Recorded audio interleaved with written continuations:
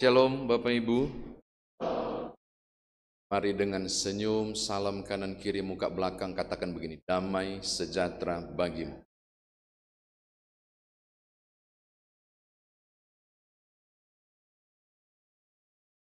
Puji Tuhan.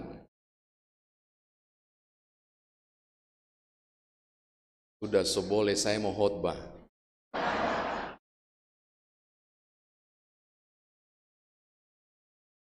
Kalau bicara tentang penciptaan Bapak Ibu, bagi orang yang menyukai ilmu pengetahuan, akan cenderung membuat pertanyaan penting dalam senyapnya, yang gak berani tanya terus terang. Kalau dia seorang Kristen, dia akan bertanya dalam senyap, how come?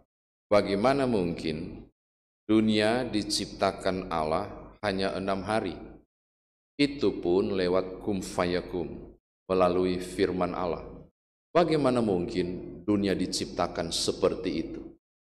Mereka yang mencintai ilmu pengetahuan akan lebih cenderung menerima teori Big Bang teori atau teori evolusinya Darwin. Kalau Big Bang teori itu adalah dunia diciptakan dari ledakan yang sangat dahsyat pada masa tertentu, kemudian menciptakan planet. Kalau Darwin mengatakan bahwa dalam proses evolusi perkembangan seekor kera, nenek moyang Bapak Ibu dan Bapak Ibu saya enggak, saya langsung ciptaan. Agak repot, karena secara logika tidak mungkin. Mereka yang mencintai Big Bang teori sampai saat ini menurut saya tidak bisa menjawab satu pertanyaan. Berapa joule energi yang dibutuhkan untuk membuat ledakan dahsyat itu? Kedua, berapa joule energi yang dibutuhkan untuk mempertahankan lintasan tiap planet agar tidak bertabrakan saat melakukan rotasi, perputaran pada sumbunya maupun perputaran mengelilingi matahari? Kalaupun itu terjawab, pertanyaan lebih lanjut, dari manakah sumber energinya? Pasti ada satu entitas tertentu, atau maaf menggunakan istilah ini, makhluk tertentu, atau apapun namanya, yang kemudian menyalurkan energi itu. Siapa dia? Kekristenan mampu menjawab, Sang Khalik semesta. Amin. Gitu. Harus terima bahwa Allah lah yang menciptakan. Sekarang saya ajak Bapak Ibu masuk ke lebih dalam. Beresit para Elohim.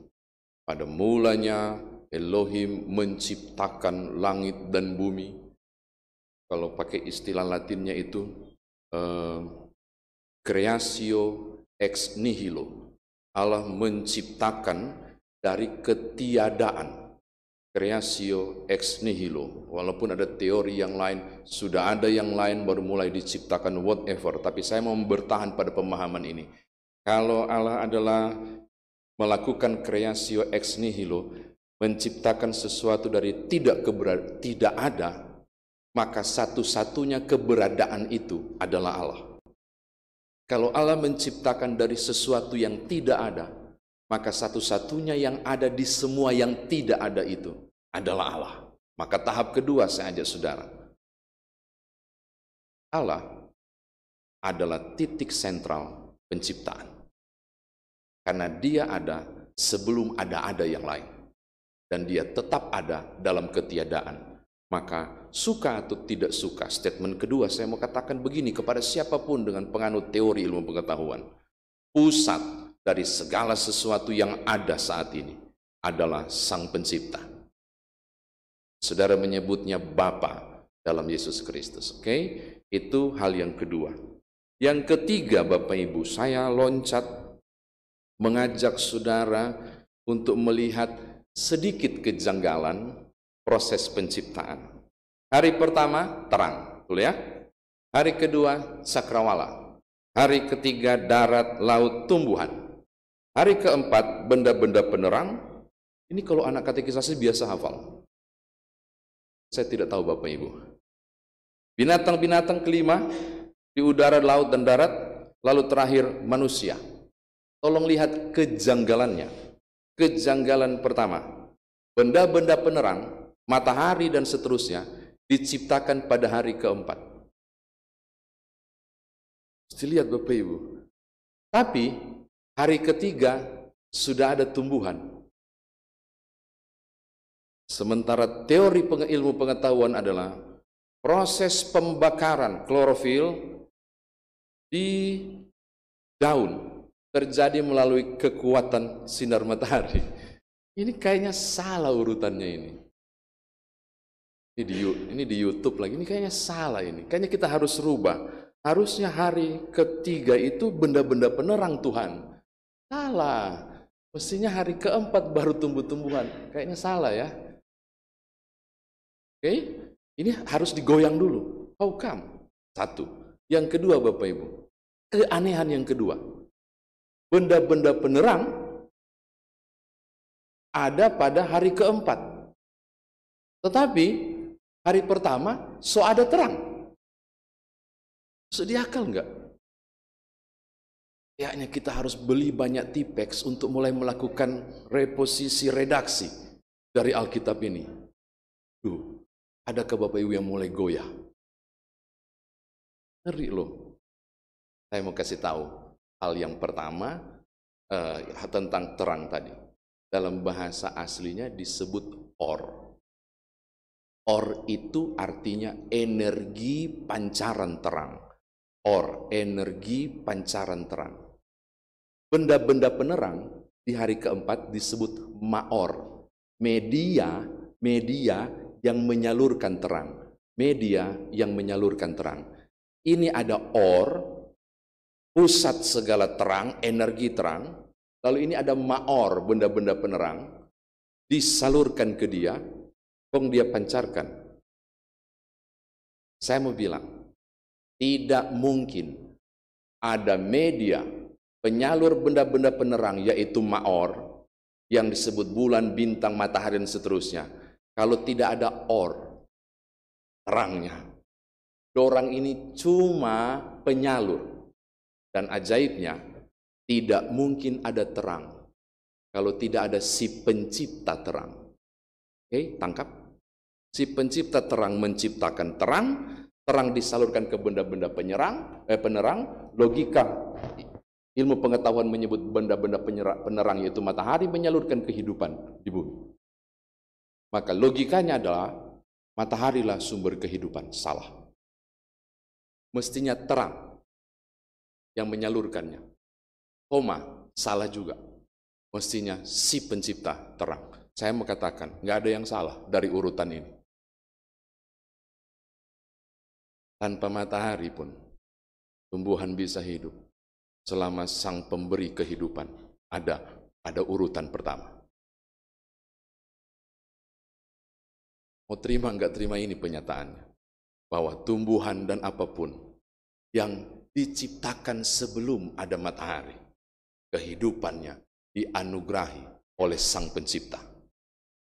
Sang pencipta adalah pusat dari segala kehidupan dan bukan benda-benda penerang yang merupakan pusat kehidupan, bukan. Tapi Allah lah yang adalah pusat kehidupan. Itu hal yang ketiga untuk ditafsirkan. Yang keempat, sayang sekali, ini kenapa dipotong ayat 9 ya? Nggak enak kan tadi baca? Dan jadilah demikian. Selesai. Harusnya kan, lalu Allah, tapi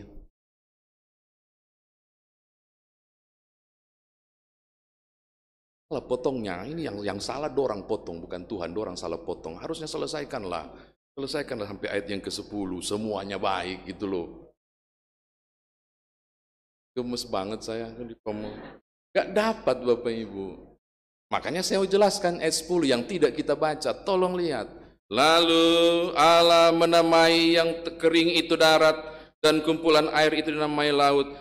Allah melihat bahwa semuanya itu baik.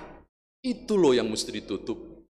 Allah melihat semuanya itu baik.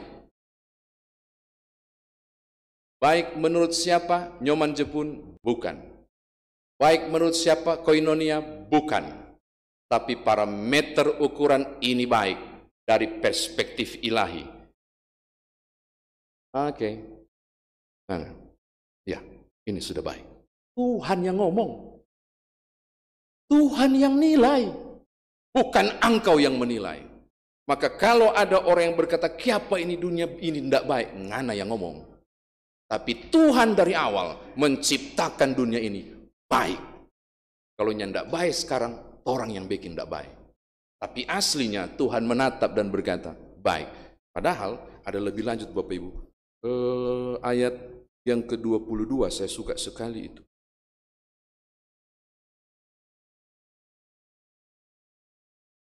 Sebelum sampai ayat yang ke-25 pada kalimat baik lagi, kalimat kedua tentang baik lagi, ayat 20 bilang begini, Tuhan memberkati. Dari kata barakah, di sebelah bilang barokah. Artinya Tuhan menjalin hubungan yang dalam. Tuhan mengucapkan kata-kata yang baik. Tuhan melakukan epistitemi atau menumpangkan tangan. Tuhan mengalami kedekatan dengan hasil ciptaan. Lalu Tuhan bilang baik. Disebut baik karena dua. Karena Tuhan yang ciptakan dan karena dia dekat dengan ciptaan. Maka sesuatu menjadi baik karena Tuhan yang ciptakan, karena dia dekat dengan ciptaan. Kalau ingin mau jadi baik, dekatlah dengan Sang Pencipta. Saya kira demikian firman Tuhan ditafsirkan bagi kita. Nah sekarang bagaimana kita bawa dalam kehidupan beriman kita? Kalau baca urutan-urutan penciptaan itu, Bapak Ibu dan saya kiranya sepakat pada satu hal. Terang diciptakan untuk ini, semua untuk ini, tumbuhan untuk ini, terakhir baru manusia. Supaya manusia bisa menikmatinya dan mengolahnya. Ternyata tiap elemen penciptaan itu punya maksud dan tujuan. Tuhan menghadirkan ini supaya ini, Tuhan membuat ini supaya ini. Dengarkan baik-baik hal pertama. Engkau pun diciptakan ada maksud dan tujuan.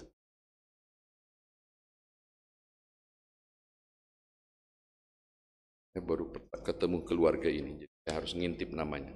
Livana pun lahir karena ada tujuan. DP mama dan papa pacaran ketemu dan kemudian menikah, pasti ada tujuan. Yang Tuhan targetkan, bukan tujuanmu, yang Tuhan targetkan, yang Tuhan tujukan.